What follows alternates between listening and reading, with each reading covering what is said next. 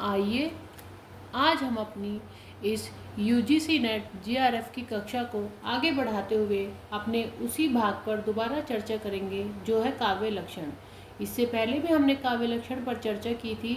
जो संस्कृत में काव्य लक्षण या विद्वानों ने जो परिभाषा दी थी उसके बारे में हमने आपको बताया था। उसके बाद हमारा अंग्रेजी में जो काव्य लक्षण है उन पर चर्चा जारी है। यह काव्य लक्षण की अंग्रेजी भाषा में तीसरी कक्षा है। तो हमने आपको सरल भाषा में पहले भी समझाया था कि काव्य लक्षण क्या होता है। काव्य लक्षण का अर्थ होता है काव्य की परिभाषा।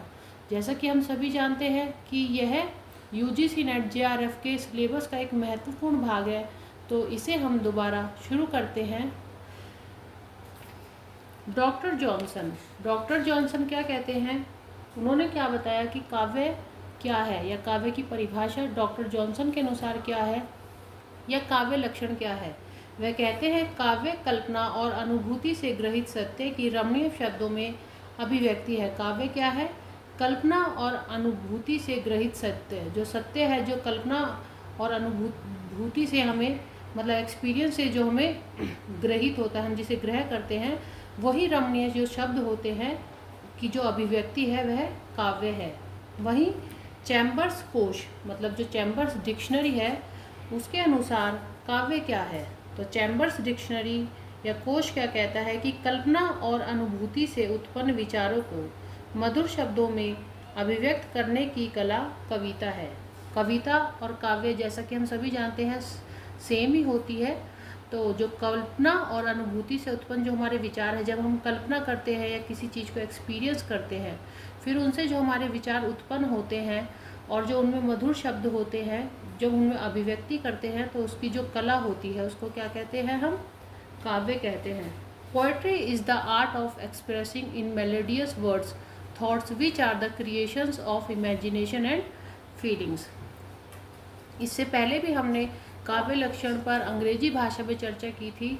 जैसा कि वर्ड्सवर्थ के बारे में हमने आपको बताया था, मैथ्यू आर्नोल्ड के बारे में हमने आपको बताया था कि जो आर्नोल्ड है उन्होंने क्या किया था, कविता को क्या माना था, जीवन की आलोचना। क्योंकि मैथ्यू आर्नोल्ड जो थे वो क्या थे, क्रिटिकल विचारों पे अपने जो लिखने वाले कवि थे। उनके जो विचार थे उनमें क्या होती थी, सदैव एक आलोचना व्याप्त होती थी। उसके बाद हमने शैली के ऊपर विचार किया था कि शैली ने कहा था कि सर्व सुखी और सर्वोत्तम मनों के सर्वोत्तम और सर्वाधिक सुखपूर्ण क्षणों का लेखा कविता है। ऐसे ही वर्ड्सवर्थ जो हमारे प्रकृति के कवि कहे जाते, रोमांटिक कवि कहे जाते, उन्होंने भी कविता की परिभाषा दी थी। तो जैसा कि हमने आपसे शेयर किया, तो इसके बाद हम जो अपनी कक्षा शुरू करेंगे वो हिंदी पर आएंगे अब हम, कि हिंदी में काव्य लक्षण क्या क्या विद्वानों ने हमें बताए हैं। हिंदी के काव्य लक्षण पर हम अगली जो कक्षा है उसमें आपको फुल वीडियो देंगे। अभी फ़िलहाल हम आपको एक दो उसकी भी थोड़ी सी एक हिंट दे देते हैं कि हिंदी में जो काव्य लक्षण है वो रीतिकालीन कवियों से शुरू होता है। कि जो रीतिकाल के जो हिंदी साहित्य में एक महत्वपूर्ण भाग है रीतिकाल, उसमें क्या उन्होंने बताया है इसके बारे में हम आपसे चर्चा करेंगे। तो उसमें जैसे हमारे कुलपति आते हैं, चिंतामणि आते हैं और हमारे केशव दास आते हैं। उन्होंने काव्य की क्या क्या परिभाषा या क्या क्या काव्य लक्षण दिए थे, इसके बारे में हम आपको अगली वीडियो में बताएंगे। तो एक बार रिवीजन के लिए अंग्रेजी भाषा में काव्य लक्षण क्या होता है, संस्कृत भाषा में काव्य लक्षण क्या होता है, उस पर आप चर्चा कर सकते हैं। और काव्य का जो स्वरूप है वो क्या है, इसके बारे में हम चर्चा कर सकते हैं। अंग्रेजी भाषा और संस्कृत भाषा और काव्य के स्वरूप को मिलाकर एक बड़ी वीडियो हम बनाएंगे। अभी फ़िलहाल हम यहीं पर आज अपनी इस कक्षा को रोकते हैं।